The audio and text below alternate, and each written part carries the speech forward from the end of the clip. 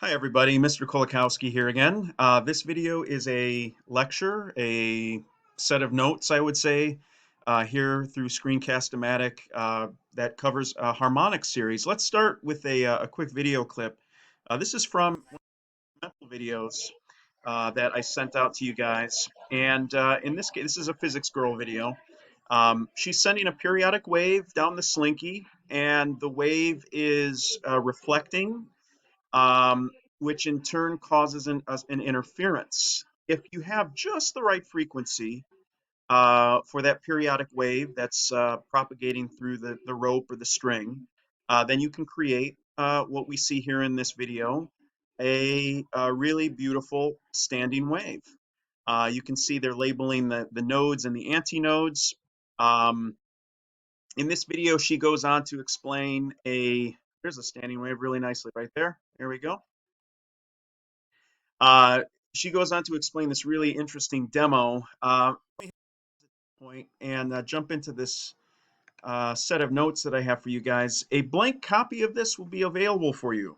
In the meantime, you can kind of watch this video, cover the notes by following with me along side with your handout, and hopefully the main goal will be achieved, which is to show you how you can find the particular frequencies that match up with a rope or a string, to find a harmonic series for that particular rope or string.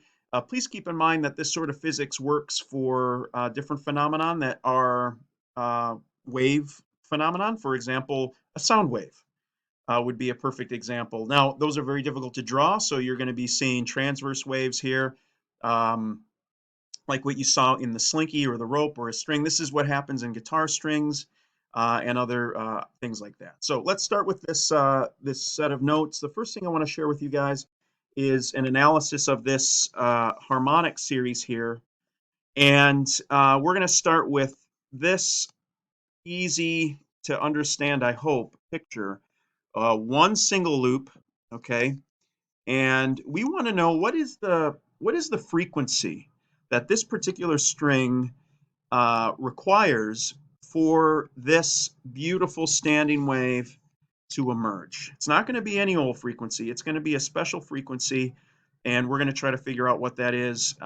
As we progress, hopefully we'll be able to come up with a nice summary of how standing waves like these can be manipulated by us, the physicists, who are trying to understand how things work, right?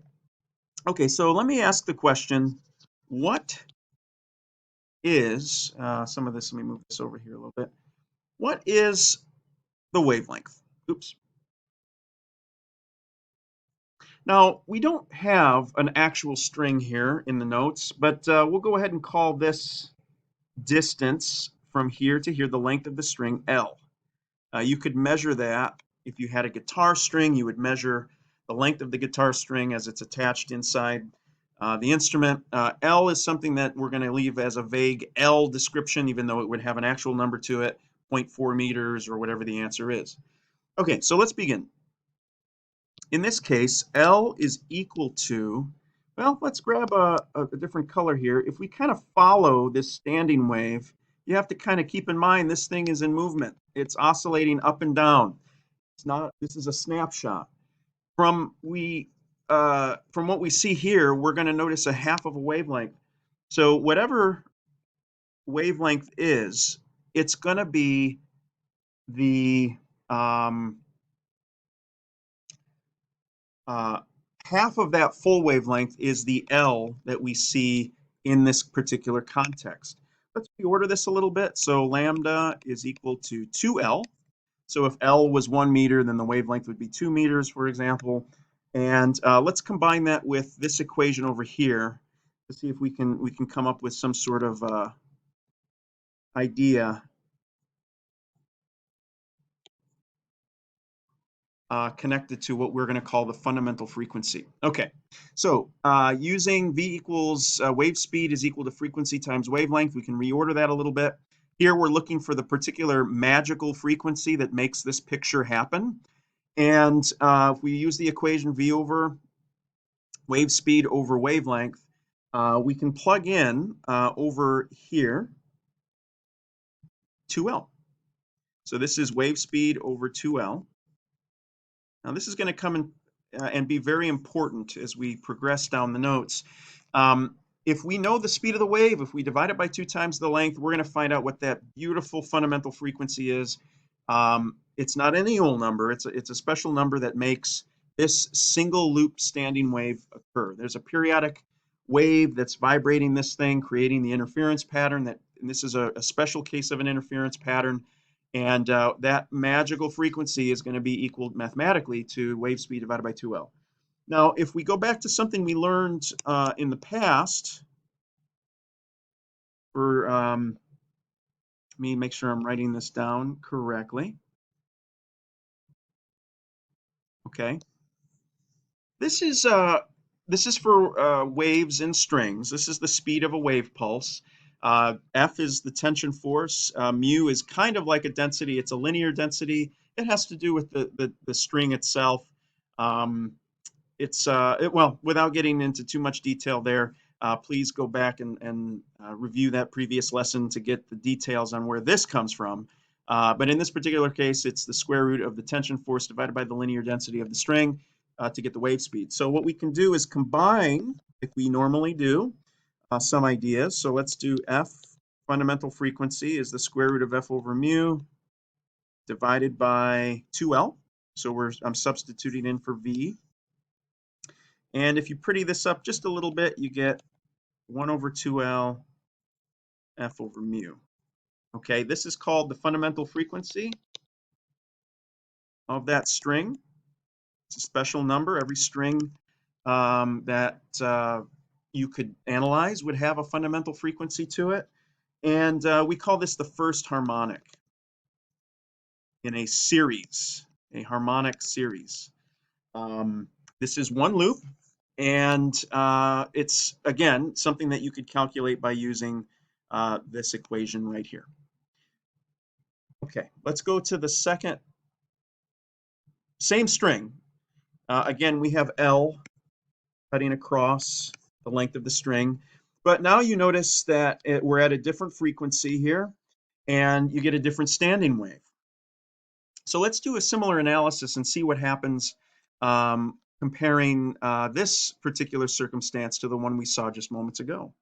All right, so in this case, if I grab a different color, you can kind of see that, again, this thing is in movement, and this is a snapshot in time. That's a beautiful full wavelength going across from one end here to the other end here.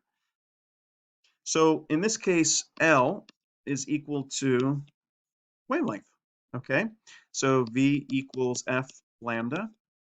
In this case, we're looking at the second harmonic. We're going to call this in a moment. This has 2 loops in it, as you can see, in the standing wave. So here we can say V equals F times L, because L and wavelength are the same in this particular context. So if we reorder this a little bit, we get F2 is equal to V over L.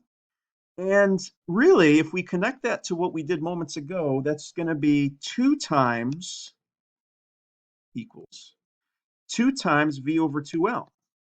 Well, V over 2L, let me grab a different color here. So this is V over 2L from the previous analysis. Here's V over 2L in this scenario where we have 2 loops. And if you double that, 2 over 2, you get V over L, which is exactly what we said the second harmonic frequency should be. So effectively, we have just discovered that twice the fundamental frequency is what you need for 2 loops to emerge in your standing wave. Okay, so here we'll call this F2 is the second harmonic. I don't want to go too deep into this, but in music they would call this the first overtone. We'll just stick to the physics description here. 2 loops is the second harmonic in the series, and as you can see, it's twice the fundamental frequency. So if the fundamental frequency was 30 hertz, making the 1 loop occur, this would occur at 60 hertz for that particular string. Okay? All right, moving into the last part of the series here. on the notes, we have 3 loops. 1, 2, 3, 4 nodes. L is going to cut across just like it did. That's the length of the string. And let me go ahead and show you what's going on here. So this is a complete wavelength from here to here. And then you've got a little bit more space here in terms of what a wavelength would be for this 3 loops standing wave. Okay. So this is going to be 1/3 of the length of the string. This is 2/3 the length of the string. Okay. Obviously, going all the way from one end to the other is a full length of the string. So if we progress through this, let me go ahead and write this out, and then I'll kind of give you some explanation for it. Reorder this. We're going to get lambda 3 2L over 3. And if we also combine this with the idea of, okay, V equals F times lambda, we're going to get this.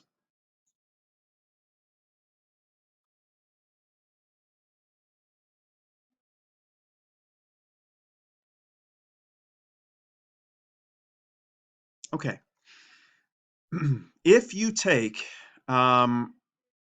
this lambda for this context and you slot it into here, you end up getting 3V over 2L. Well, interestingly enough, 3V over 2L is 3 times V over 2L. There it is again, V over 2L.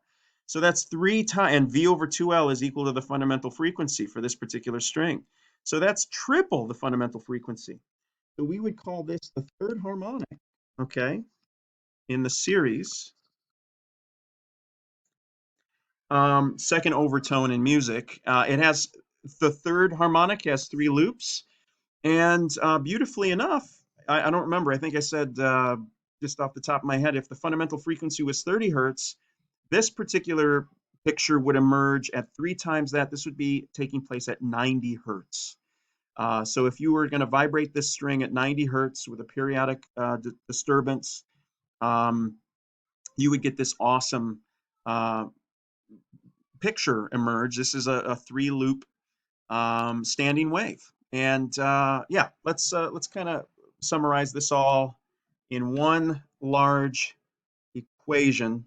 Okay, so if we summarize it like this, we'd say, all right, we have the fundamental frequency, we have 2 times the fundamental frequency, 3 times the fundamental frequency, and on like that. We wanted the 7th harmonic. We wanted 7 loops in this standing wave to emerge out of this string. We would take 7 times the fundamental frequency. We call this the harmonic series. And if you wanted to summarize this, so n is an integer. It's the, I guess you could say, it's the harmonic that we wanted. If we wanted the 7th harmonic, I would set n equals to 7. And you could say, as a large scale summary of what you've just seen,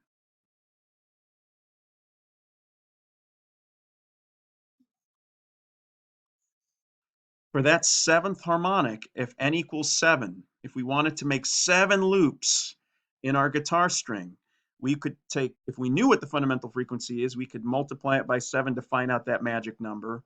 If we wanted to find out something about that frequency in a roundabout way, and we were still looking for the 7th harmonic, we would plug in 7 here. If we knew the length of the string, you just have to measure how long the string is. If you knew the tension force in the string and the linear density of the string, you could calculate the magic frequency to make that 7th harmonic emerge, that 7 loops picture emerge in your guitar string. So it's a pretty powerful equation. I'm going to pause the video at this point, and in the next video, I will show you some sample problems. Talk to you again really soon, everybody.